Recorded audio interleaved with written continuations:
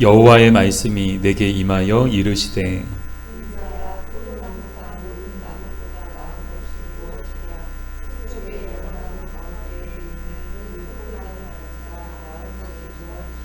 그 나무를 가지고 무엇을 제조할 수 있겠느냐? 그것으로 무슨 그릇을 못을 만들 수 있겠느냐?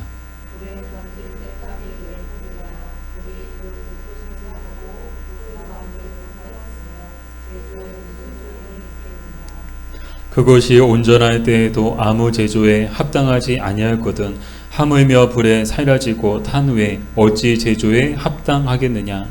그러므로 주 여호와께서 이같이 말씀하셨느니라. 내가 숲을 가운데 있는 포도나무를 불에 던질 땔감이 되게 한 것 같이 내가 예루살렘 주민도 그같이 할지라. 아멘. 네, 우리 계속해서 에스겔서를 보고 있는데 에스겔서를 보면서 이 과거에 그 이스라엘 역사적으로는 1차적으로는 이스라엘 역사 가운데 주시는 그런 하나님의 메시지였지만 궁극적으로는 마지막 때, 이 마지막 때를 사는 우리에게 주시는 이 말씀이다라는 점에서 정말 이 한 말씀 한 말씀이 너무 귀하고요. 우리가 그냥 읽고 지나가는 그냥 지나쳐버릴 말씀이 아니다라는 생각을 계속 하게 되더라고요. 오늘 말씀은 어떤 내용인가 하면 열매 없는 포도나무가 아무 쓸모가 없어 저 불에 던져주는 것처럼 이스라엘의 운명도 그러하게 될 것을 예언하는 내용입니다. 사실 성경에 보면 포도나무가 우리에게는 익숙해요. 특별히 우리 기독교인들에게 포도나무는 참 친근해요. 무화과 나무 못지않게 포도나무도 참 친근한 그런 나무예요. 왜 그런가 하면 성경에서 이 포도나무가 자주 등장하거든요. 구약시대에도 포도나무가 많이 등장하고 신약시대에도 포도나무가 많이 등장하는데 여러분 궁금하지 않으세요? 왜 많고 많은 나무들 중에 사과나무도 있고 배나무도 있고 복숭아나무도 있고 참 많은 나무들이 있는데 열매 맺는 많은 나무들이 있는데 근데 왜 유독 구약 성경에는 또 신약 성경에는 포도나무가 많이 등장할까? 그 이유가 뭘까요? 그 이유는 간단해요. 포도나무가 많았고 흔했기 때문이에요. 사실 이제 성경의 배경이 되는 팔레스타인 지방이 이 포도 재배의 최적지였기 때문에 사실 이제 구약에도 포도나무가 많이 등장하는 이유가 그 지역에 가장 최적화된 나무가 포도나무였으니까 많은 사람들이 다 포도나무 심는 거야. 신약의 배경이 되는 그 땅이 그 땅이니까 또 이제 신약 시대에도 포도나무가 이스라엘 삶 가운데 정말 결코 멀리 있는 정말 우리가 구경하기 힘든 나무가 아니고 정말 주변에 많이 있는 흔한 그런 나무죠. 제가 필리핀 갔을 때인가요? 필리핀 갔을 때 깜짝 놀란 게 우리나라에는 망고나무 구경하기 어렵잖아요. 있는지 없는지는 모르겠어요. 우리나라의 망고도 참 귀하고 망고도 비싸죠. 근데 맛있어요. 그래서 아이들이 참 좋아하고요. 근데 필리핀 갔더니 가로수가 망고나무예요. 지나가다 보이는 게 그냥 우리나라 지나가다 보면 이제 감나무 같은 거 이 지방에 가면 지나가면서 감나무들을 이제 가로변에서 많이 볼 수 있거든요. 그만큼 감나무가 흔한 지역들이 많이 있어요. 필리핀 갔더니요, 지나가다 보이는 게 망고나무예요. 이 주변에 흔하게 있는 나무들이 망고나무인 거예요. 이런 것처럼 이스라엘의 그 배경이 되는 그 땅에 가장 이제 많이 심겨진 나무, 또 많은 사람들이 또 농사 짓는 나무가 이 포도나무였는데요. 근데 이 포도나무는 단순히 과일나무 그 이상의 가치와 의미를 갖고 있었다는 거예요. 그게 뭔가 하면 이제 이스라엘 공동체에 있어서 이 포도나무는요, 정말 중요한 경제적 수단이고, 참 이제 많은 이유가 있겠죠. 그걸 통해서 또 먹고 살기 위해서, 사람들이 먹고 살기 위해서 이 포도나무를 많이 심는 거예요. 잘 되는 걸 심지, 잘 안 되는 걸 심는 농부는 없어요. 그렇잖아요. 우리나라에도 지역마다 특산물들이 있는데, 유독 그 지역의 특산물들이 이렇게 딱 정해져 있고, 이게 몰려있는 이유가 뭘까요? 유독 그 지역에 잘 나오는 것들, 그 땅에서만 잘 자라고, 또 그 땅에서 나온 것들이 상품이 좋고, 또 맛도 좋고 그런 것들이 있어요. 우리나라에도 대표적인 것들이 있잖아요. 나주하면 그런 것처럼, 상주 그런 것처럼, 이런 것처럼 이제 영동 이렇게 딱 지역마다 정말 그 지역에 최적화된 그런 농산물들이 있었는데, 정말 그것들이 그 지역에서는 생계 수단이죠. 그냥 뭐 보기 좋으라고 그냥 취미로 심어 놓은 게 아닌 거예요. 먹고 살기 위해서. 그 지역의 사람들이 먹고 살기 위해서 그 돈 가지고 자녀들 학교 보내고 그 돈 가지고 이렇게 먹고 살기 위해서 그 포도나무를 많이 심었던 거예요. 그래서 이 포도나무는 이스라엘 공동체에 있어서는 정말 중요한 경제적 수단이자 또한 물이 귀했어요. 정말 물이 너무 귀한 지역이었어요. 그러다 보니까 정말 물을 대체할 수 있는 최고의 음료가 이 포도주였죠. 그래서 우리가 이제 오해할 때, 그 지역의 사람들은 정말 맨날 와인을 먹고 살았나? 여러분 오해하지 마세요. 이 물이 귀해서요. 이 물이 귀하니까 이 포도나무를 통해서 이 대체 음료를 이렇게 만들어 가지고 그것을 이제 물처럼 마셨던 거예요. 음료수처럼 마셨던 거예요. 이거 정말 없어서는 안 되는 이 식재료였고요. 또한 뜨거운 태양을 피할 수 있는 최고의 무더위 쉼터였다는 거예요. 낮에는 얼마나 뜨거워요, 햇볕이.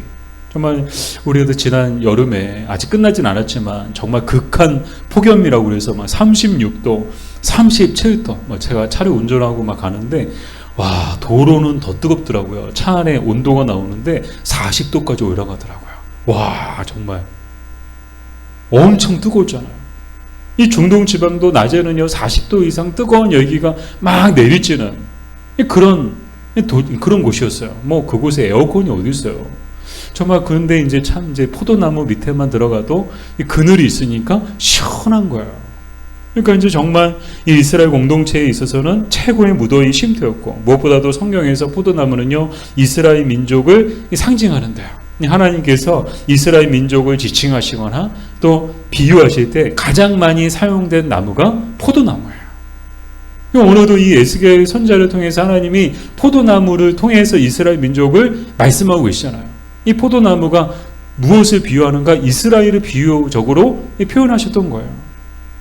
또한 성경에서 포도나무는요 평화와 안정과 하나님이 주시는 복을 상징하는데요. 이 포도 그렇잖아요. 이 포도나무에 포도 열매가 딱 주렁주렁 맺혀 있는데 와, 뭐 이제 사과나무도 이렇게 하나씩 달려있고, 배도 하나씩 달려있는데, 복숭아도 하나씩 달려있는데, 포도는요, 와, 아주 그냥 포도알이요, 아주 가득 주렁주렁 막, 정말 이 주렁주렁 맺혀 있어요. 그래서 예전에 사역했던 교회 마당에 이렇게 포도나무가 있었거든요. 참 신기해요. 해마다 포도가 열리는데요. 처음에는 이 나무에서 포도가 열릴까 싶은데 뭐 지나다니다 보면 언제부턴가 포도 막 열매가 맺히기 시작하는데요. 나중에는요 정말 주렁주렁 매달려 있는 거예요. 그래서 지나가면서 하나씩 따먹고 이게 얼마나 맛있게 먹었는지 몰라요. 이게 뭘 말하는가? 성경에서는 포도나무는 하나님이 주시는 풍성한 복을 상징한다는 거예요. 근데 중요한 것은 이 포도나무의 가치를 결정하는 것은 뭔가 하면 열매라는 건데요. 정말 포도나무의 열매가 맺히지 않는다면 그 포도나무는 아무 쓸모가 없다는 거예요. 오늘 이 하나님께서 또 에스겔 선지자를 통해서 뭐라고 말씀하십니까? 이 열매 없는 포도나무는 아무 쓸모가 없다는 거예요. 사실 이제 열매 없는 포도나무는요, 뭐 어떤 다른 데 뭐 조경용으로 쓸 것도 아니고, 그 나무로 의자를 만들고 식탁을 만들고 그런 나무도 못 돼요. 다 아시겠지만 포도나무 그 나무 자체가요 가지도 그렇고 나무도 그러고요 굉장히 줄기가 얇고요. 그리고 반듯하게 딱 올라가 있는 것도 아니고요 휘어 있어요. 그러니까 그 나무를 가지고 의자를 만들거나 식탁을 만들거나 만들 수가 없는 거예요. 그러니까 목재로서도 사용할 수 있는 상품성이 없는 거예요. 그러니까 이 열매 없는 포도는 나중에 결국은 다 어떻게 되는가? 그냥 놔두는 농부는 없죠. 다 베어다가 그냥 불 속에 던져버리는 거야. 그냥 불쏘시개라도 쓰는 거야. 그런데 문제는 이스라엘도 그러했다는 것이죠. 하나님께서는 하나님의 포도나무인 이 이스라엘 민족을 바라보실 때 어떤 마음이셨는가 하면 열매를 원하셨던 거예요. 하나님은 이스라엘 민족에게 열매를 원하셨어요. 어떤 열매를 원하셨는가 하면, 야, 너희들은 다른 민족도 아니고 내가 선택해서 구별해서 부른 거룩한 백성들이니까 이 거룩한 하나님의 백성으로서의 그런 열매 맺기를 하나님은 원하셨어요. 그것이 믿음의 열매였고요. 또한 그것이 순종의 열매였죠. 말씀을 주셨어요. 구원해 주셨어요. 구원의 열매를 맺고 말씀의 순종함을 통해서 순종의 열매를 맺고, 그래서 하나님 사랑과 이웃사랑의 열매를 맺기 원하셨죠. 하나님은요, 이스라엘 이 민족에게 이런 열매를 원하셨어요. 근데 이스라엘 민족은 어땠나요? 하나님을 떠나서 불순종과 불신앙의 열매를 맺고 세상 사랑과 자기 사랑이라는 헛된 열매로 가득했다는 거예요. 그러니까 정말 하나님이 기뻐하시고 하나님이 원하시는 열매는 맺지 못하고 엉뚱한 열매, 먹지도 못하고 하나님이 기뻐하지도 하나님이 원하지도 하나님이 찾지도 않으셨던 그런 헛된 열매들로 가득했다는 거예요. 오늘이 이 광복절이잖아요. 벌써 80주년이더라고요. 35년 동안 일제 강점기에 있다가 1945년 8월 15일 빼앗긴 국권을 되찾고 민족 자주와 그런 해방의 기쁨을 맞았을 때 우리 정말 우리 선조들은 얼마나 기뻤을까요? 우리 할아버지 할머니 세대들은, 우리 부모님 세대는 얼마나 기뻤을까요? 우리는 사실 그 세대가 아니니까 이 광복의 의미가 사실 많이 와닿진 않아요. 또 무려 80년이라는 시간이 흐렸잖아요. 근데 그 세대를 겪으신 분들한테 이 광복은요, 정말 평생 잊지 못할 그런 큰 사건이고 정말 평생 잊지 못할 가장 기쁜 날이죠. 나라를 빼앗겼다가 35년 동안 나라를 빼앗겼다가 그 나라를 되찾았어요. 얼마나 기뻤을까요? 우리 잃어버린 물건 찾았을 때도 잃어버린 가족을 찾았을 때도 얼마나 기뻐요. 하물며 35년 동안 나라를 빼앗겼다가 주권을 회복했을 때, 나라를 되찾았을 때 우리 정말 얼마나 기뻤을까요? 그랬던 것처럼 이스라엘도 400년 동안 애굽의 노예로 있다가 하나님의 은혜로 해방되었을 때 얼마나 기뻤을까요? 얼마나 하나님 앞에 감사했을까요? 막 할렐루야 막 하면서 지금이야 우리가 이제 대한독립 만세 했겠지만 아마 이스라엘 사람들은요, 정말 이 애굽 땅에서 400년 동안 노예 생활하다가 나올 때 뭐라고 외쳤을까? 만세라고 안 했을 것 같아요. 할렐루야 막 그러면서 나왔을 것 같아요. 모든 영광을 하나님께 돌렸을 거예요. 왜요? 하나님이 이 민족을 구원해 주셨거든요. 모세를 보내주셔서 정말 우리 민족을 해방시켜 주시고 우리 민족에게 자유를 주신 분이 누구예요? 하나님이니까 막 우리는 대한독립 만세 외쳤지만 정말 이 이스라엘 민족은요, 애굽에서 나올 때 할렐루야 하고 막 나왔을 거예요. 그리고 이것으로 끝나지 않았죠. 하나님은요, 젖과 꿀이 흐르는 가나안 땅을 허락하시고 그 땅에 들어가게 해주셨습니다. 그 땅에 들어갈 때 하나님이 약속하신 그들의 땅, 저는 땅도 없었어요. 땅 한 평도 없었어요. 그들의 소유로 된 땅 한 평도 없었어요. 그러나 하나님이 정말 젖과 꿀이 흐르는 가나안 땅을 하나님이 이 이스라엘 민족에게 이제부터 이 땅은 너희들의 땅이야 하고 주신 거예요. 이거 얼마나 이건 정말 로또 그 이상 더 큰 그런 기쁨과 그런 행복이 이 이스라엘 사람들이 가득하지 않았을까요? 아마 그때도 가나안 땅 들어갈 때 이스라엘 민족은요, 할렐루야 하고 아마 들어갔을 거예요. 정말 모든 것이 다 하나님의 은혜입니다. 하나님이 우리에게 은혜 주셔서 우리가 이 땅에 들어가게 되고 이렇게 좋은 땅에서 살게 됐습니다. 그러나 유감스러운 것은 이 하나님께 대한 기쁨과 감사가 얼마 가지 못했다는 것이죠. 그새 이스라엘 사람들은요, 하나님을 잊고 그 땅의 우상과 문화에 젖어 그 땅에서의 번영과 성공이라는 우상을 숭배하게 되었다는 거예요. 이 배은 망덕이라는 말이 딱 맞는 말 아닌가요? 정말 헐벗고 굶주리고 아무것도 없고 정말 볼 것도 없는 그 사람들을 구해다가 먹여주고 재워주고 지극정성으로 보살펴주고 그리고 좋은 집과 땅도 주었더니 이제는 나무라나 하고 더 기가 막힌 건 그런 사람, 그런 은혜를 베푼 사람을 잊어버리고 그런 은혜를 베푼 사람을 버리고 이 바람을 피우고 있다고 생각해 보세요. 정말 이것을 보고 참을 수 있는 사람이 있을까요? 뚜껑 열리는 거죠. 그냥 뚜껑 열어버리는 거죠. 지금 이스라엘이 하나님께 그러했다는 거예요. 하나님이 정말 노예로 아무런 소망 없이 살아가는 이스라엘 민족을요, 정말 그냥 하나님이 정말 그곳에서 꺼내주시고, 정말 그들을 40년 동안 광야에서 그냥 먹여주시고, 입혀주시고, 보살펴주시고, 지켜주시고, 그리고 정말 정말 아무것도 없는 이 정말 가난한 이 이스라엘 민족에게 젖과 꿀이 흐르는 정말 좋은 땅을 하나님이, 옥토와 같은 좋은 땅을 하나님이 이스라엘 민족에게 주셨어요. 근데 그 하나님을 저버리고 그 은혜를 망각한 채 이 영적 우상 숭배에 빠진 이스라엘 민족을 볼 때 하나님의 마음이 어떠셨을까요? 그래서 하나님은요, 열매 없는 이스라엘 민족을 불로써 심판하시겠다고 오늘 에스겔 선지자를 통해서 말씀을 하고 계시는 거예요. 즉 심판의 메시지가 지금 이스라엘 민족에게 선포되어지고 있는 거예요. 사랑 여러분, 우리도 주의해야 합니다. 그러니까 이스라엘 사람들에게 주시는 말씀이지, 아니요, 오늘 영적 이스라엘에 된 우리에게도 주시는 하나님의 말씀인 줄 믿습니다. 하나님은요, 우리에게도 열매를 원하신다는 거예요.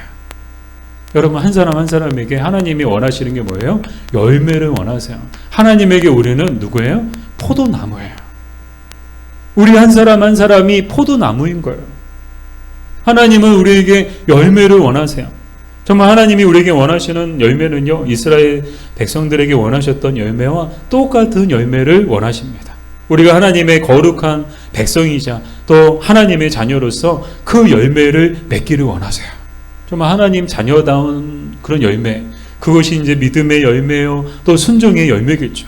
믿음을 주셨어요. 믿음의 열매를 맺기 원하고, 구원을 주셨어요. 구원의 열매를 맺기 원하고, 은혜를 주셨어요. 은혜의 열매를 맺기 원하고, 성령을 주셨어요. 성령의 열매를 맺기 원하시고, 말씀을 주셨어요. 말씀의 열매를 맺기 원하시죠. 사랑하는 여러분, 우리에게 이 열매가 있나요? 정말 하나님이 찾으시고 원하시는 열매가 우리에게 있나요?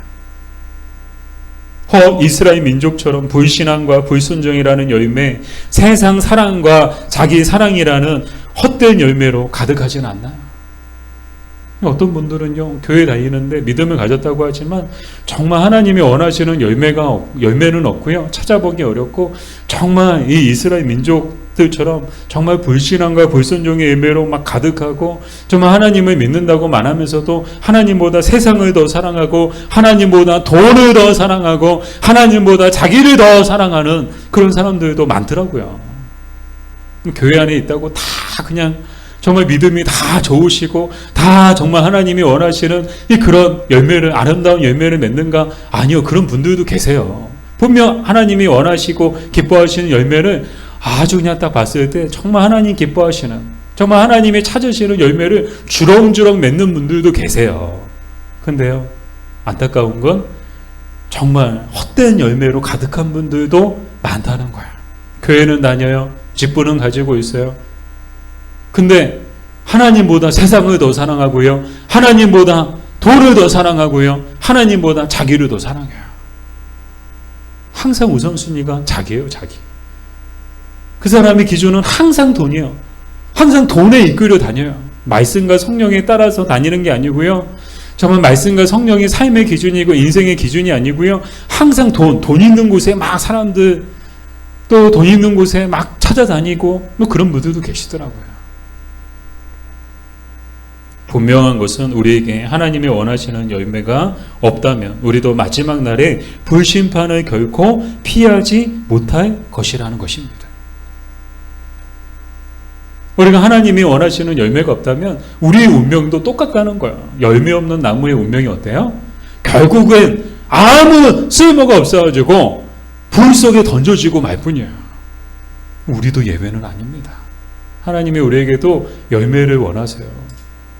그러므로 마지막 때 우리가 해야 할 일은 열매를 맺는 것인 줄 믿습니다. 어떤 열매요? 하나님이 찾으시고 하나님이 기뻐하시는 열매를 맺어야 하는 줄 믿습니다. 근데 알아요. 이제 열매를 맺으면 돼요. 그럼 어떻게 이 열매를 맺을 수 있는가? 무엇보다도 주님께 붙어 있어야 하는데요. 우리 요한복음 15장 5절에 보면 나는 포도나무요 너희는 가지라 그가 내 안에 내가 그 안에 거하면 사람이 열매를 많이 맺나니 나를 떠나서는 너희가 아무것도 할 수 없음이라. 아멘. 어떻게 하면 열매를 맺을 수 있는가? 가지가 그 나무에 붙어 있을 때 열매를 맺는 것이죠. 나는 포도나무요 너희는 가지니.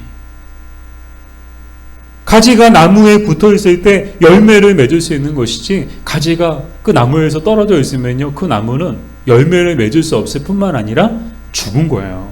사실 그렇잖아요. 가지치기 하잖아요. 나무를 가지치기 할 때 가지를 딱 잘라버리면요 나무는 살아있지만 그 딱 떨어진 가지는요 그것으로 끝나버리는 거야. 더 이상 생명이 없죠. 열매를 맺을 수가 없죠. 그럼 우리는 누구에게 붙어 있어야 되는가? 바로 주님께 붙어 있어야 되는데요. 이 주님께 붙어 있다는 것은 어떤 뜻인가 하면 그리스도와 연합되어진다는 뜻을 갖고 있어요. 좀 더 쉬운 표현으로 현대인의 성경에 보면 이 구절을 이렇게 번역하고 있는데요. 사람이 내 안에 살고 내가 그 사람 안에 살면 그는 많은 열매를 맺을 것이다. 뭐라고요? 사람이 내 안에 살고 내가 그 안에 살면, 즉 우리가 주님 안에 살고 또 주님이 우리 안에 사시면 우리는 정말 하나님이 원하시는 열매를 맺을 수 있다는 거예요. 하나님이 기뻐하시고 하나님이 찾으시는 열매를 정말 포도나무처럼 풍성하게 맺을 수 있다는 거예요. 우리가 하나님 앞에 붙어있기 위해서는, 정말 우리가 그리스도 안에 살기 위해서는 어떻게 해야 되는가?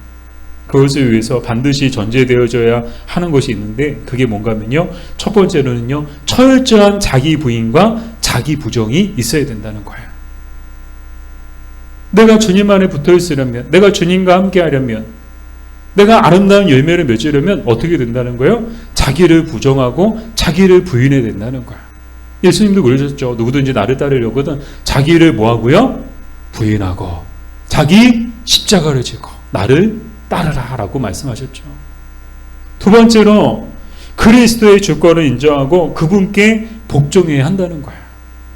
그럴 때 비로소 하나님이 원하시는, 정말 주님이 원하시고 주님이 정말 찾으시는 그런 아름다운 열매를 맺게 된다는 거예요. 존 오토버그 목사님이 쓰신 나의 일로 하나님을 높이라는 책을 요즘에 보고 있는데요. 인생에서 가장 중요한 과제가 뭔가? 목사님이 그러시더라고요. 인생에서 가장 중요한 과제는 내가 무엇을 하느냐가 아니라 어떤 사람이 되느냐 하는 것이다. 즉 여러분, 우리 인생에서 가장 중요한 과제가 뭐라고요? 내가 무엇을 하느냐가 아니고 내가 어떤 사람이 되느냐가 가장 중요하다는 거예요. 그러면서 이제 결론적으로 하시는 말씀이 하나님의 영과 함께하는 사람이 되라는 거예요. 뭔가 이제 정말 남들에게 자랑하고 뭔가 남들에게 드러내고 싶고 이렇게 그런 것들을 막 하려고 그런데 이렇게 인생을 낭비하지 말고 정말 하나님 앞에서 내가 어떤 사람이 되느냐에 더 관심을 가지고 정말 하나님의 영과 함께하게 될 때 비로소 정말 하나님이 기뻐하시는 그런 인생을 우리가 살아갈 수 있고 정말 하나님의 영과 함께함을 통해서 아름다운 열매를 맺을 수 있다는 거예요. 여러분, 정말 바라기는 날마다 주 안에 살아감을 통해서 우리는 주 안에 살아가야 되는 거예요. 우리가 예수님 믿는 동시에 우리의 삶은요 항상 주 안에 있는 삶이 되어야 되는 거야.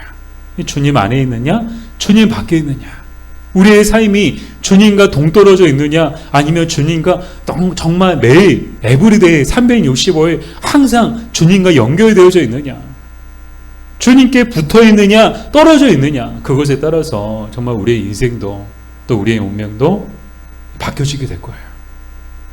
우리가 사는 날 동안에 늘 주님과 동행하며 살아간다면, 주님께 딱 붙어서 늘 주님과 연결되어져서 떨어지지 않고 늘 주님과 함께하는 삶을 살아간다면 정말 우리는 정말 하나님이 원하시는 그런 아름다운 열매를 맺게 될 줄 믿습니다.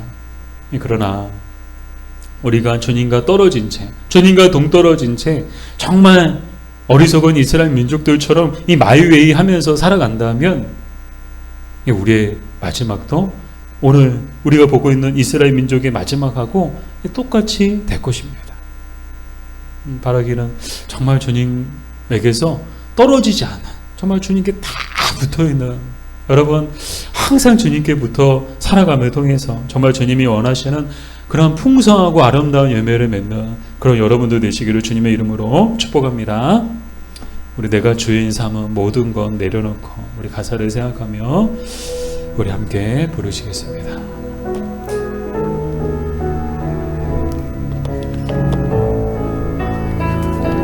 내가 주인 삼은 모든 건 내려놓고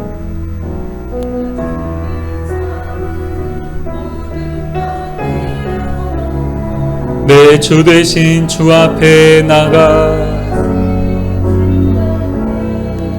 내가 사랑했던 모든 건 내려놓고 주님만 사랑해. 우리 다시 한번 부를까요? 내가 주인 삼은 모든 건 내려놓고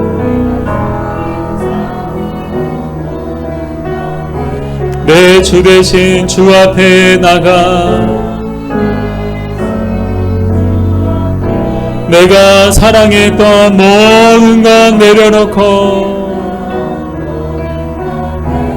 주님만 사랑해. 주 사랑 거친 풍랑에도 깊은 바다처럼 나를 잠잠케 해. 주 사랑 내 영혼의 반석 그 사랑 위에 서리. 다시 한번 우리 내가 주인 삼은 모든 건 내려놓고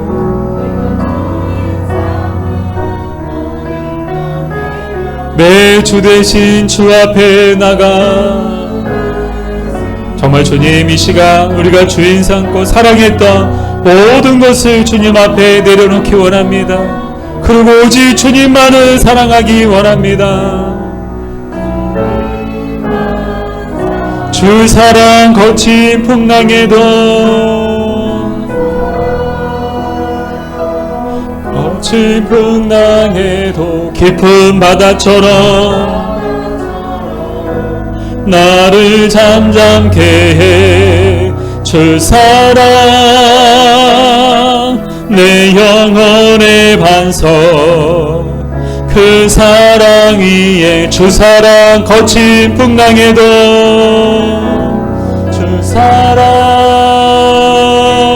거친 풍랑에도 깊은 바다처럼 나를 잠잠케 해. 주 사랑 내 영혼의 반석 그 사랑 위에서 주 사랑 거친 풍랑에도 거친 풍랑에도 깊은 바다처럼 나를 잠잠케 해. 주 사랑 내 영혼의 반석 그 사랑 위에 서리. 이제 우리 함께 기도할 텐데 오늘 말씀을 우리 붙잡고 기도했으면 좋겠습니다. 먼저는 우리 스스로에게 우리 자신에게 물어봤으면 좋겠어요. 정말 하나님이 원하시고 정말 오늘 하나님께서 이스라엘 민족에게 원하셨던 그 열매가 우리에게는 있는가?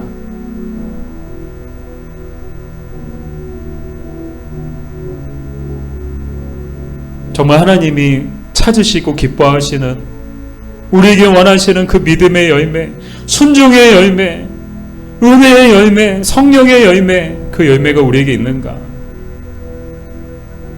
우리 스스로에게 물어봤으면 좋겠고요. 우리의 모습을 이 시간 우리의 모습을 정말 솔직하게 보게 해주시고 정말 똑바로 보게 해주시고 만약 열매가 없다면 주님 정말 이 시간을 통해서 정말 하나님이 기뻐하시는 열매 맺는 삶을 살기를 원합니다. 다시금 우리가 예수님께 나아가 정말 예수님께 붙들려 있음을 통해서 주님의 십자가에 붙들려 있음을 통해서 정말 하나님이 원하시는 그런 믿음의 열매, 순종의 열매, 아버지 성령의 열매를 맺는 그런 우리의 삶이 되게 달라고, 늘 주님 안에 거하고 또 주님이 우리 안에 거하시는 그런 삶을, 그런 인생을 살아갈 수 있는 우리가 되게 해달라고, 이제 우리 다 같이 주의 이름 부르며 기도하겠습니다. 주여